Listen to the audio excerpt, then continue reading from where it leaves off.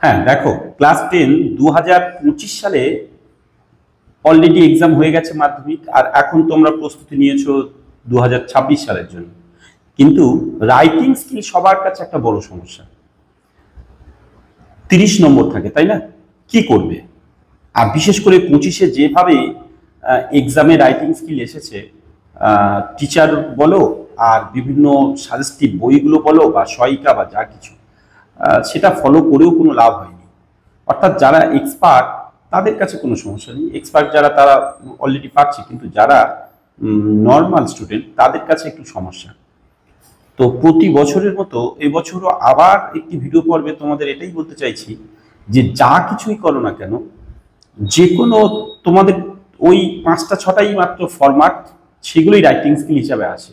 যেমন ধরো editorial letter, notice, accidental report, biography, story, processing এবং প্যারাগ্রাফ। প্যারাগ্রাফ বলতে আমি বলতে চাইছি কিছু হয়তো daily life and dot dot dot এইসব কিছু, মাই এম ইন লাইফ, এরকম টাইপের থাকবে।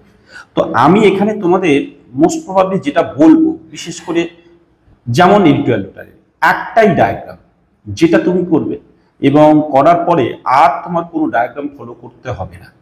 তোমাকে একটা কথা বলি, এই যে ডায়াগ্রামটা দেওয়া আছে না এখানে, তোমাদের কিন্তু 10 নম্বর পড়বে, ঠিক আছে? এখন 10 নম্বর যাদের পড়বে তারা এই ডায়াগ্রাম থেকে কিন্তু তোমরা ভালো করে বুঝে নাও, এই ডায়াগ্রাম ফরম্যাট যেটা দেওয়া আছে তার জন্য তোমরা কিন্তু 6 নম্বর পাবে। আর মাঝখানে একটু বডি যেটা তুমি দিতে পারবে না তার জন্য 4 নম্বর থাকে। তাহলে মনে করে নাও তুমি এই বডিটা তোমাকে কিভাবে করতে হবে আমি এক্ষুনি বলে দিচ্ছি, কিন্তু এই বডিটা 4 নম্বর তোমার কাটা করবে, অর্থাৎ তুমি মিনিমাম 6 পাবে। এখন কথা হলো, কেউ যত্ন করে সঠিক উত্তর দিয়েও কিন্তু 8-এ 8 মানে 10-এ 10 পাবে কিনা সন্দেহ। তো ফলে তুমি ফরম্যাট মুখস্থ করো, যাই করুক সেটা পারবে। এখন তোমাদের জানাবো, শুধু এডিটোরিয়াল লেটারের মানে ফরম্যাট নয়, নোটিশের ফরম্যাটও আছে, এমনকি রিপোর্টের ফরম্যাটও দেওয়া আছে, এমনকি এখানে যেমন বায়োগ্রাফির ফরম্যাটও দেওয়া আছে। আমি সব কিছু ডিটেলস তোমাদের জানাবো। তাই আগে আমি এখানে একটার পর একটা যেমন তোমাদের ডায়াগ্রামগুলো রাখছি, দেখো পুরো এখানে ধরছি, তোমরা পারলে স্ক্রিনশট নিয়ে রাখো। দেখো এখানে দ্য টাইমস অফ ইন্ডিয়া, ধরো এখানে তোমার যদি এডিটোরিয়াল লেটারের কথা বলছি, যদি এটা না পড়ে হয়তো পার্টিকুলার বলে দেবে, আশা করি বলে দেবে না। দ্য টাইমস অফ ইন্ডিয়া না হয় তখন তোমার এক্স্যাক্টলি হয়তো হবে কি দ্য স্টেটসম্যান, ইংলিশ পত্রিকার নাম দিতে হবে, কলকাতা কত।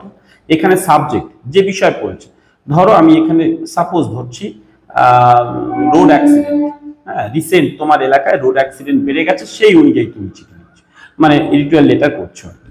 বা bad condition of the road, এইরকম পড়তে পারে। তার সাবজেক্টটা যেটা পড়বে এখানে দিয়ে দিতে হবে, যাই কিছু করুন। আর এখানে স্যার বলে কমা দেওয়ার পর তোমাদের এখানে দিতে হবে, দেখো এইখানে দেখো যেমন through the column of your esteem daily, I shall be highly obliged if you kindly permit to ventilate my opinion about the problem of, বলে এখানে যদি পরে bad condition of the road, তাহলে এখানে এক্স্যাক্টলি সেমটা দিয়ে দেবে, of bad condition of the road in our locality.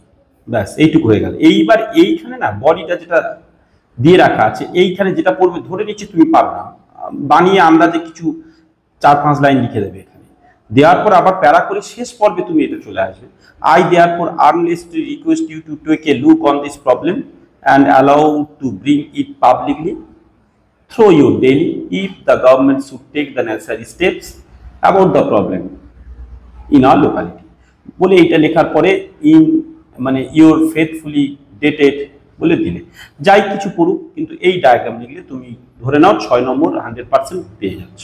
এখন এই ডায়াগ্রামটা ছেড়ে আমি নোটিশে আসি। এখানে যেমন নোটিশ, স্কুল যদি হয়, ক্লাব যদি